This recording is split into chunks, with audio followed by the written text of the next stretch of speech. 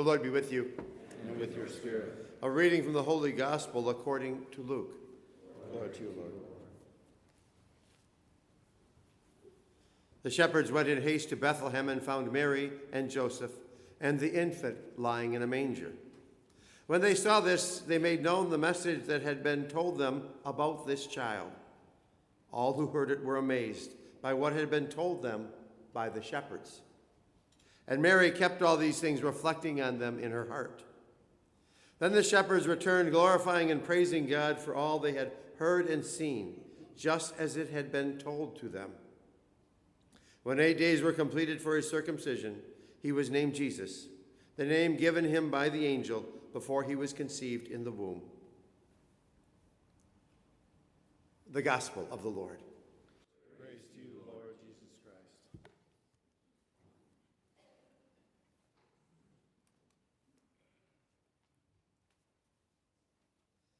Mary had been visited by an angel and told that she was to become the mother of God's Son, to name him Jesus, as we heard here today. Mary said she was the servant of God. She put her life she allowed God to work through her. She had no idea what she was getting into. Think of everything that happened around the birth of Jesus, beginning with the census and the trip to Bethlehem, giving birth in a stable and placing Jesus in a manger, the shepherds coming and telling them that angels announced his birth. This past weekend, we heard the encounter with Simeon and Anna. This coming weekend, we will hear of the visit of the Magi. Then they will be told to flee to Egypt to protect Jesus from Herod. I've always liked that line, Mary kept all these things, reflecting on them in her heart.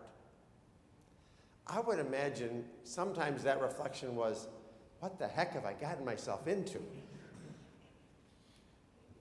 But Mary always trusted God. She went all in with God.